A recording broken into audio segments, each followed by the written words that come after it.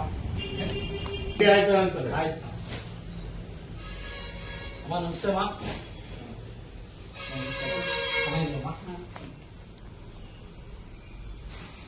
ನನ್ನ ಹೆಸರು ಮಹಾನ್ ಅಂತೀನಿ ಸರ್. ಆನೇಕಲ್ ತಾಲೂಕಿಂದ ಅಖಿಲ ಕರ್ನಾಟಕ ಗೃಹ ಸಂಘಟನೆಗಳ ಸಂಘದ ರಾಜ್ಯಾಧ್ಯಕ್ಷ.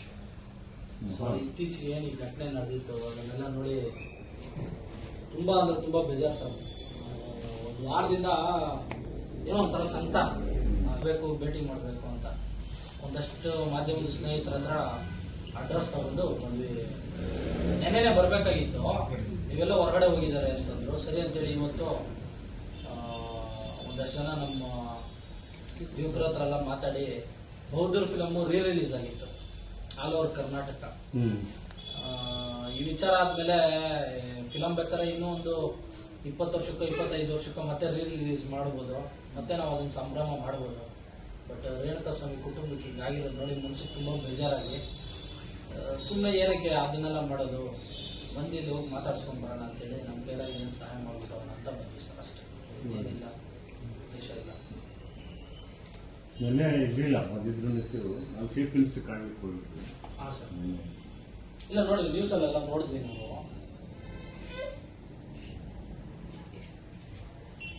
ಅಧಿಕಾರಿಗಳನ್ನೆಲ್ಲ ಭೇಟಿ ಮಾಡಿದ್ರೆ ಚೀಫ್ ಮಿನಿಸ್ಟರ್ ಅಷ್ಟೇ ಏನಿಲ್ಲ ಏನಿಲ್ಲ. ಒಂದು ಉದ್ಯೋಗ ಕೇಳಿದ್ವಿ ಅವ್ರ ಮನೆಯವರಿಗೆ, ರೇಣುಕಸ್ವಾಮಿ ಮನೆಯವರಿಗೆ, ನೋಡೋಣ ಅಂತ ಹೇಳಿದ್ವಿ. ಸರ್ ನಿಮ್ದು ಆರೋಗ್ಯ ಎಲ್ಲ ಓಕೆ ಅಲ್ವಾ? ಆರೋಗ್ಯ ಇಲ್ಲ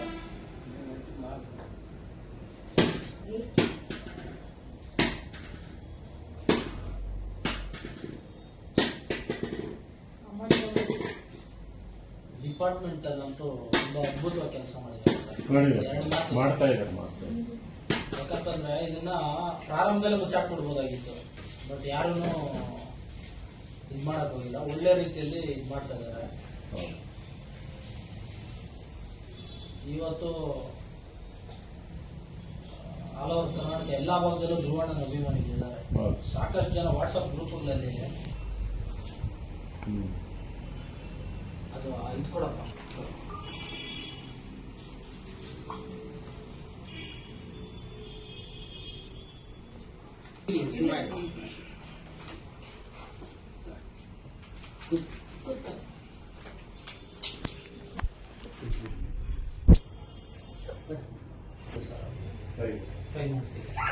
ಆಕ್ಚುಲಿ ಇವತ್ತು ಆನಿವರ್ಸರಿ 28. ನೀವಿಬ್ರೇನಾ? ಇವರಿಬ್ರೇನಾ? ಸಹಾಯ ಅನ್ನೋದಕ್ಕಿಂತ ಹೆಚ್ಚಾಗಿ ಅದು ನಮ್ಮ ಜವಾಬ್ದಾರಿ ಅಂತ ನಾವು ಬಂದಿದ್ದೀವಿ. ನಿಮ್ಮಂತರ ಇದರಿಂದ ನಾವು ಒಂದು ಸ್ವಲ್ಪ ಮಾನಸಿಕವಾಗಿ ಧೈರ್ಯವಾಗಿದ್ದಾರೆ. ಇನ್ನೂ ಆಘಾತದಿಂದ ಹೊರಗೆ ಬಂದಿಲ್ಲ ಸರ್. ನಾನು ಹೇಳೋದೇನಂದ್ರೆ, ಕಾನೂನು ಕಣ್ಣಿಂದ ತಪ್ಪಿಸ್ಕೊಂಡ್ರು ಭಗವಂತನ ಕೈಯಿಂದ ಅವ್ರು ತಪ್ಪಿಸ್ಕೊಳಕ್ಕಾಗಿಲ್ಲ. ಭಗವಂತನ ಕಣ್ಣಿಂದ ತಪ್ಪಿಸ್ಕೊಳಕ್ ಆಗಿಲ್ಲದಕ್ಕೆ ಅವನು ಬಾಡಿ ಸಿಕ್ಕಿದೆ. ರಿಪೋರ್ಟ್ನೆಲ್ಲ ನಾವು ನೋಡ್ತೀವಲ್ವಾ, ಸಿಗರೇಟ್ ಇಂದ ಸುಟ್ಟಿರೋದು, ಕಂಬಿಯಲ್ಲಿ ಸುಟ್ಟಿರೋದು, ಎಲೆಕ್ಟ್ರಿಕ್ ಶಾಕ್ ಸುಟ್ಟಿರೋದು, ಅದು ನಾರ್ಮಲ್ ಮನಸ್ಥಿತಿಗಳವ್ರು ಮಾಡೋದಲ್ಲ. ಅದು ಈಗ ದರ್ಶನ್ ಅನ್ನೋ ವ್ಯಕ್ತಿ ಹಾಲ್ ಮಾರೋನಾಗಿದ್ದು, ಒಬ್ಬ ಲೇಟ್ ಮ್ಯಾನ್ ಆಗಿದ್ದು, ಇವತ್ತು ಲ್ಯಾಂಬರ್ಗಿನಿ ಕಾರ್ವರೆಗೂ ಬಂದಿದ್ದಾನೆ ಅಂದ್ರೆ ಎಷ್ಟು ಅನುಭವ ಆಗಿರುತ್ತೆ. ಆ ವ್ಯಕ್ತಿ ಈ ರೀತಿ ಇಷ್ಟು ಕೆಳಮಟ್ಟಕ್ಕವರೆಗೂ ಬರಬಾರ್ದಾಗಿತ್ತು. ಏನಿಲ್ಲ ಸರ್, ಆ ರೀತಿ ಏನಾರು ಆಗಿತ್ತು ಅನ್ನೋದಾಗಿದ್ರೆ ಈ ಮನೆ ವ್ಯಾಪ್ತಿಗೆ ಯಾವ ಸ್ಟೇಷನ್ ಬರುತ್ತೋ ಆ ಸ್ಟೇಷನ್ ಅಲ್ಲಿ ಒಂದು ಕಂಪ್ಲೇಂಟ್ ದಾಖಲಿಸಿ, ಕರೆದು ಇವ್ರ ತಂದೆ ತಾಯಿನ ಕರೆದು ಎದುರುಗಡೆ ಕುಳಿಸಿ, ಬೇಕಾದ್ರೆ ಅವರು ಒಂದೆರಡು ಡೇಟ್ ಹಾಕಿ ಒಂದು ಮಾತು ಹೇಳ. ಅವರೇ ಬುದ್ಧಿ ಹೇಳಿದ್ರು ಅವನು ಬದಲಾವಣೆ ಆಗುವಂತ ವ್ಯಕ್ತಿ ಅಲ್ಲ. ಅವ್ರಿಗೆ ಹೇಳಿ ನಮಗೆ ಹೇಳಿದ್ರೆ ನಾವು ಮಾಡ್ತೀವಿ ಇದ್ರೆ ನನ್ನ ಪ್ರಕಾರ ಅದು ಮತ್ತೆ ರೇಣುಕಾ ಸ್ವಾಮಿ ಹೆಣ್ಮಗು ತರನೇ ಬರುತ್ತೆ. ಅದು ಯಾವ್ದಾರ ಬರ್ಲಿ ಅವವಾಗಿದ್ರು ಅದು ದಾರಿಗಳು ಬಹಳ ಇತ್ತು. ಕೊಲೆನೇ ಆಗುತ್ತೆ ದಾರಿನ.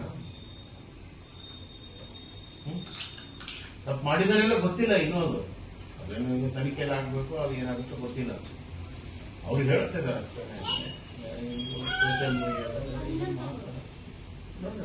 ತನಿಖೆ ಆಗಿ ಏನಾಗುತ್ತೆ.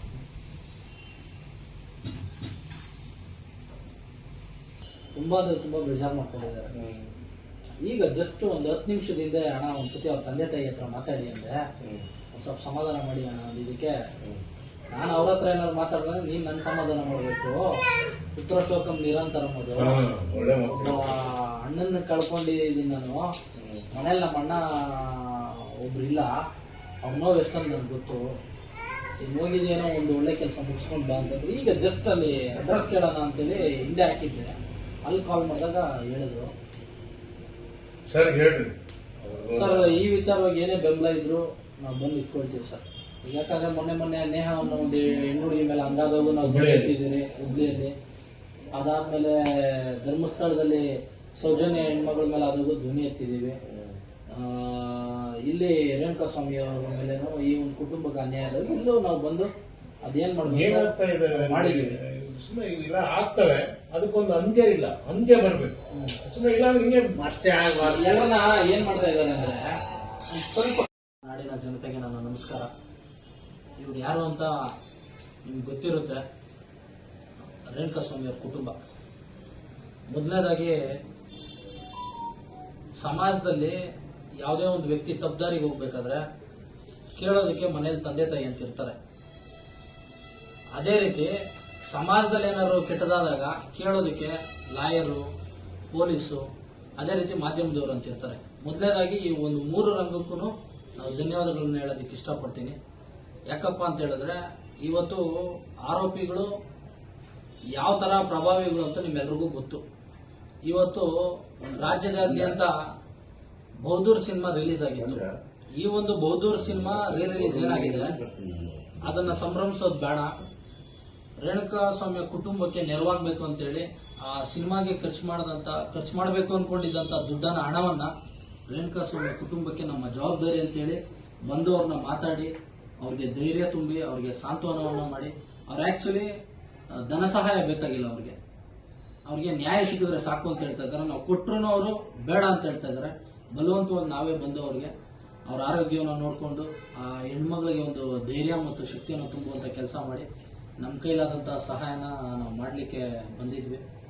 ದಯಮಾಡಿ ಈ ಒಂದು ವಿಚಾರಕ್ಕೆ ಯಾವುದೇ ಒಂದು ಸ್ವಾರ್ಥ ಅನ್ನೋದನ್ನೆಲ್ಲ ಪಕ್ಕಕ್ಕಿಟ್ಟು ನಿಷ್ಠೆಯಿಂದ ಕೆಲಸ ಮಾಡಿದಂಥ ಪೊಲೀಸ್ ಅಧಿಕಾರಿಗಳಿಗೆ ತುಂಬ ಹೃದಯದ ಧನ್ಯವಾದಗಳು. ಇವತ್ತು ರಾಜ್ಯದಾದ್ಯಂತ ಅಖಂಡ ಕರ್ನಾಟಕದಲ್ಲಿ ಎಲ್ಲಾ ಭಾಗದಲ್ಲೂ ಸಹ ಧ್ರುವಣ್ಣ ಅಭಿಮಾನಿಗಳು ಎಲ್ಲಾ ಜಿಲ್ಲೆಯಲ್ಲೂ ಎಲ್ಲಾ ತಾಲೂಕುಗಳಲ್ಲಿದ್ದಾರೆ. ಎಲ್ಲಾ ಅಭಿಮಾನಿಗಳಿಗೆ ಈ ವಿಡಿಯೋ ಮುಖಾಂತರ ನಾನು ಕೇಳೋದಿಷ್ಟೇ, ಪರ ವಿರೋಧ ಅನ್ನೋದನ್ನ ಪಕ್ಕಕ್ಕಿಟ್ಟು ಇವತ್ತು ರೇಣುಕಾ ಸ್ವಾಮಿಯ ಕುಟುಂಬ ಇವತ್ತು ಕಷ್ಟದಲ್ಲಿದೆ. ಆ ಒಂದು ಕುಟುಂಬಕ್ಕೆ ಎಲ್ಲರೂ ನೆರವಾಗಬೇಕು, ನಿಮ್ಮ ಕೈಲಾದಂತ ಸಹಾಯನ ನೀವು ಮಾಡಬೇಕು. ಇವತ್ತು ಅವ್ರನ್ನ ಬಿಡಿಸ್ಕೊಂಡ್ ಬರೋದಕ್ಕೆ ಪೊಲೀಸರುಗಳಿದ್ದಾರೆ, ಬೇರೆ ಬೇರೆಯವರು ಅವರಿಗೆ ಹಣಕಾಸು ವಿಚಾರದಲ್ಲಿ ಬಲಿಷ್ಠವಾಗಿರೋರು ಇದ್ದಾರೆ. ಬಟ್ ಈ ಕುಟುಂಬಕ್ಕೆ ಯಾರು ನೆರವಾಗಿಲ್ಲ. ಅದಕ್ಕಾಗಿ ದಯವಿಟ್ಟು ತಾವೆಲ್ಲರೂ ಕೂಡ ಈ ಒಂದು ಒಳ್ಳೆಯ ವಿಚಾರಕ್ಕೆ ಕೈ ಜೋಡಿಸ್ಬೇಕು. ಅದಾದ ಮೇಲೆ ಸರ್ಕಾರಕ್ಕೆ ಈ ಒಂದು ವ್ಯಾಪ್ತಿಗೆ ಬರುವಂತ MLAಗೆ ನಾನು ಮನವಿ ಮಾಡ್ಕೊಳ್ಳೋದೇನಂತಂದ್ರೆ, ಆ ಒಂದು ಹೆಣ್ಮಕ್ಳಿಗೆ ಯಾವ್ದಾದ್ರು ಒಂದು ಉದ್ಯೋಗ, ಜೀವನ ಕಟ್ಕೊಳ್ಳೋದಕ್ಕೆ ಒಂದು ಉದ್ಯೋಗವನ್ನು ಕೊಡಬೇಕು. ಆ ಹೊಟ್ಟೆಯಲ್ಲಿರೋ ಮಗುಗೆ ಒಂದು ಆಸರೆ ಆಗೋ ರೀತಿ ಯಾವ್ದಾದ್ರು ಒಂದು ಕೆಲಸವನ್ನ ಕೊಡಬೇಕು. ಏನಕ್ಕಪ್ಪ ಅಂತ ಹೇಳಿದ್ರೆ, ಪುತ್ರ ಶೋಕಂ ನಿರಂತರಂ ಅಂತ ಹೇಳ್ತಾರೆ. ತಂದೆ ತಾಯಿಗಳಿಗೆ ವಯಸ್ಸಾಗಿದೆ, ಒಂದು ಸೊಸೆ ಇದ್ದಾರೆ, ಆ ಸೊಸೆ ಹೊಟ್ಟೆ ಒಳಗೆ ಒಂದು ಮಗು ಇದೆ. ದಯವಿಟ್ಟು ಆ ಒಂದು ಮಗುಗೆ ಹೆಲ್ಪ್ ಆಗಲಿ, ಅವ್ರ ಜೀವನ ರೂಪಿಸ್ಕೊಳ್ಳುವಂತ ಒಂದು ಇದಾಗಲಿ. ಅದಾದ್ಮೇಲೆ ಇನ್ನೊಂದು ವಿಚಾರ ಏನಪ್ಪಾ ಅಂತ ಹೇಳಿದ್ರೆ, ಇವತ್ತು ಕನ್ನಡ ಚಲನಚಿತ್ರರಂಗದಿಂದ ನಿರ್ಮಾಪಕ ಸಂಘದವರು ಬಂದಿದ್ರು. ಇವತ್ತು ಕಲಾವಿದರ ಸಂಘದವರು ಬರಬೇಕಾಗಿತ್ತು. ಯಾಕಂದ್ರೆ ಕಲಾವಿದರು ನಾವೆಲ್ಲ ಒಂದು ಕುಟುಂಬದವರು ಅಂತ ಹೇಳ್ತಾರೆ. ಕಲಾವಿದರು ನಾವೆಲ್ಲ ಒಂದು ಕುಟುಂಬದವರು ಅಂತ ಹೇಳ್ತಾರಲ್ವಾ. ಇವತ್ತು ಆ ಒಂದು ಕುಟುಂಬದ ವ್ಯಕ್ತಿಯಿಂದ ಈ ರೀತಿಯಾಗಿದೆ. ಕಲಾವಿದರ ಸಂಘದ ಸೆಕ್ರೆಟರಿ ಆದಂತವರು ರಾಕ್ಲೈನ್ ಅವರು ಇನ್ನ ಬಂದಿಲ್ಲ. ದಯವಿಟ್ಟು ಬಂದು ಈ ಒಂದು ಕುಟುಂಬಕ್ಕೆ ಸಾಂತ್ವನವನ್ನು ಹೇಳಿ ಧೈರ್ಯ ತುಂಬುವಂತ ಕೆಲಸ ಮಾಡಬೇಕು. ಇವತ್ತು ಸಂವಿಧಾನ ಅನ್ನೋದು ಮನೆಗೆ ಒಂದೊಂದಿಲ್ಲ, ವ್ಯಕ್ತಿಗಂತ ಒಂದೊಂದಿಲ್ಲ. ಭಾರತ ದೇಶಕ್ಕೆ ಇರೋದು ಒಂದೇ ಸಂವಿಧಾನ. ಯಾರೇ ತಪ್ಪು ಮಾಡಿದ್ರು ಅದಕ್ಕೆ ಕಾನೂನು ಕ್ರಮ ಜರುಗಿಸ್ತಾರೆ, ಶಿಕ್ಷೆ ಆಗುತ್ತೆ. ಅದೇ ರೀತಿ ಇನ್ನೊಂದು ವಿಚಾರ ಏನಪ್ಪಾ ಅಂತ ಹೇಳಿದ್ರೆ, ಒಂದಷ್ಟು ಜನ ತುಚ್ಛವಾಗಿ ಕೆಳಮಟ್ಟಕ್ಕೆ ಇಳಿದು ಮಾತಾಡ್ತಾ ಇದ್ದಾರೆ ಕೆಲವೊಂದಷ್ಟು ವಿಚಾರವನ್ನ. ಯಾವ ರೀತಿ ಅಂತ ಹೇಳಿದ್ರೆ, ಅಶ್ಲೀಲವಾಗಿ ಅವನು ನಿಮ್ಮನೆ ಹೆಣ್ಮಕ್ಳಿಗೆ ಮೆಸೇಜ್ ಅನ್ನ ಮಾಡಿದ್ರೆ ನೀವು ಬಿಟ್ಬಿಡ್ತೀರಾ ಅಂತ.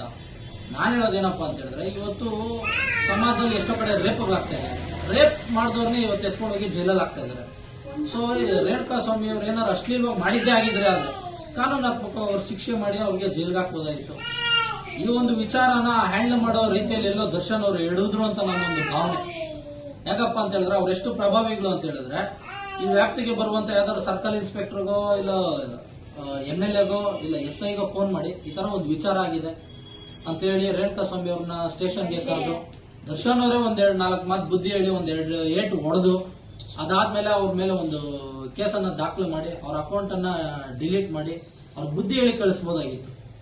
ಆದ್ರೆ ಈ ರೀತಿ ಕೆಲಸ ಒಬ್ಬ ದರ್ಶನ್ ಅವ್ರನ್ನ ನಾವು ಯಾವ ರೀತಿ ಇಷ್ಟಪಟ್ಟಿದ್ದು ನೋಡಿದ್ದು ಅಂತ ಹೇಳಿದ್ರೆ, ಒಬ್ಬ ಹಾಲ್ ಮಾಡ್ತಾ ಇದ್ದಂತ ವ್ಯಕ್ತಿ, ಒಬ್ಬ ಲೈಟ್ ಬಾಯ್ ಆಗಿದ್ದಂತ ವ್ಯಕ್ತಿ, ಕ್ಯಾಮ್ರಾ ಅಸಿಸ್ಟೆಂಟ್ ಆಗಿ ಕೆಲಸ ಮಾಡಿದಂತ ವ್ಯಕ್ತಿ, ಜನ್ಮದ ಜೋಡಿಯಲ್ಲಿ 175 ರೂಪಾಯಿ ಬಾಟ ತೆಗೆದುಕೊಳ್ಳುವಂತ ವ್ಯಕ್ತಿನ ನೋಡಿ ನಾವು ಇಷ್ಟಪಡ್ತಿದ್ದೇವೆ ಹೊರತು ಇವತ್ತು ಈ ಒಂದು ವಿಚಾರಗಳನ್ನ ನೋಡಿ ಇಷ್ಟಪಡೋದಕ್ಕೆ ಯಾಕೋ ಮನ್ಸಿಗೆ ತುಂಬಾ ಬೇಜಾರಾಗ್ತಾ ಇದೆ.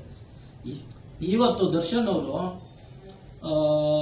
ಪಾಪ ವಿಜಯಲಕ್ಷ್ಮಿ ಅವ್ರಿಗೆ ಮೋಸ ಆಗಿದೆ. ಇವತ್ತು ಅವ್ರ ಕುಟುಂಬದವ್ರಿಗೆ, ಅವ್ರ ಅಭಿಮಾನಿಗಳು, ಅಸಂಖ್ಯಾತ ಅಭಿಮಾನಿಗಳು ಅವ್ರನ್ನೇನು ಯಾರು ಇಷ್ಟಪಡ್ತಾ ಇದ್ರು ಅವ್ರ ಮನ್ಸಿಗೂ ನೋವಾಗಿದೆ. ಅದೇ ರೀತಿ ಈ ಒಂದು ರೇಣುಕಾ ಸ್ವಾಮಿಯ ಕುಟುಂಬಕ್ಕೆ ದೇವರು ಅವ್ರಿಗೆ ಇನ್ನಷ್ಟು ಶಕ್ತಿ ಕೊಡ್ಲಿ. ಈ ನೋವನ್ನ ಯಾವುದೇ ವ್ಯಕ್ತಿಗಾಗ್ಲಿ ಈ ಒಂದು ಅವ್ರು ಇರೋವರೆಗೂ ಈ ನೋವನ್ನ ನೀಗಿಸ್ಕೊಳ್ಳೋದಕ್ಕಾಗಲ್ಲ. ಭಗವಂತ ಅವ್ರಿಗೆ ಹೆಚ್ಚು ಶಕ್ತಿ ಕೊಡ್ಲಿ, ಈ ವಿಚಾರಕ್ಕೆ ನ್ಯಾಯ ಸಿಗ್ಲಿ. ಇವತ್ತು ನಾನು ಇಲ್ಲಿ ಮಾತಾಡ್ತಾ ಇದ್ರು ಕೆಲವೊಂದಷ್ಟು ಜನ ಕಮೆಂಟ್ಗಳಲ್ಲಿ ಹಾಕ್ಬೋದು, ಅಶ್ಲೀಲವಾಗಿ ಹಾಕ್ಬೋದು, ಬೇರೆ ಬೇರೆ ತರ ಹಾಕ್ಬೋದು, ಇಲ್ಲ ಜೈ ಡಿ ಬಾಸ್ ಅಂತ ಹಾಕ್ಬೋದು. ಇವತ್ತು ನಾನು ಹೇಳ್ತೀನಿ ಜೈ ಡಿ ಬಾಸ್ ಏನೀಗ? ಈಗ ಜೈ ಡಿ ಬಾಸ್ ಅಂತ ಹೇಳಿದ ತಕ್ಷಣ ರೇಣುಕಾ ಸ್ವಾಮಿ ಮತ್ತೆ ಬರಲ್ಲ, ಜೀವ ಬರಲ್ಲ. ಜೈ ಡಿ ಬಾಸ್ ಅಂತ ಹೇಳಿದ ತಕ್ಷಣ ಈ ಪಾಪ ಈ ತಂದೆ ತಾಯಿಗಳಿಗೆ ಮತ್ತೆ ಮಗ ಯಾರು ಸಿಗಲ್ಲ. ಜೈ ಡಿ ಬಾಸ್ ಅಂತ ಹೇಳಿದ ತಕ್ಷಣ ಇವಾಗ ಒಂದು ಹೆಣ್ಮಗಳಿಗೆ ಗಂಡ ಆಗಕ್ಕಾಗಲ್ಲ. ಜೈ ಡಿ ಬಾಸ್ ಅಂತ ಹೇಳಿದ ತಕ್ಷಣ ಪಾಪ ಹೊಟ್ಟೆಯಲ್ಲಿರೋ ಮಗುಗೆ ಇವತ್ತು ತಂದೆ ಆಗಕ್ಕಾಗಲ್ಲ. ದಯವಿಟ್ಟು ನಾನು ಹೇಳೋದಿಷ್ಟೇ, ಅಭಿಮಾನ ಯಾವ ರೀತಿ ಇರಬೇಕು ಅಂದ್ರೆ ತಾಯಿಯ ರೀತಿ ಇರಬೇಕು. ತಪ್ಪು ಮಾಡಿದಾಗ ತಿದ್ದಿ ಬುದ್ಧಿ ಹೇಳೋ ತರ ಇರಬೇಕು. ಅಭಿಮಾನ ಹೆಂಗಿರ್ಬೇಕಂದ್ರೆ ತಂದೆ ರೀತಿ ಇರಬೇಕು. ತಪ್ಪು ಮಾಡಿದಾಗ ಒಳಗೆ ಬುದ್ಧಿ ಹೇಳೋ ತರ ಇರಬೇಕು. ಇವತ್ತು ನಮ್ಮ ಬೇಳೆಯನ್ನ ಬೇಯಿಸ್ಕೊಳ್ಳೋದಕ್ಕೆ ನಾವು ಇಲ್ಲಿ ಬಂದಿಲ್ಲ. ನಿಸ್ವಾರ್ಥದಿಂದ ಒಂದು ಮನುಷ್ಯತ್ವದ ಒಂದು ವಿಚಾರ ಇಟ್ಕೊಂಡು ಆ ಒಂದು ದೃಷ್ಟಿಕೋನದಲ್ಲಿ ಬಂದು ಸಹಾಯ ಅನ್ನೋದಕ್ಕಿಂತ ಹೆಚ್ಚಾಗಿ ನಮ್ಮ ಜವಾಬ್ದಾರಿ ಮಾಡಿದೀವಿ. ಈ ತಂದೆ ತಾಯಿಗಳಿಗೆ ಭಗವಂತ ಇನ್ನೂ ಶಕ್ತಿ ಕೊಡ್ಲಿ. ರೇಣುಕಾ ಸ್ವಾಮಿಯ ಆತ್ಮಕ್ಕೆ ಒಂದು ಶಾಂತಿ ಸಿಗಲಿ. ಜೈ ಧ್ರುವಣ್ಣ.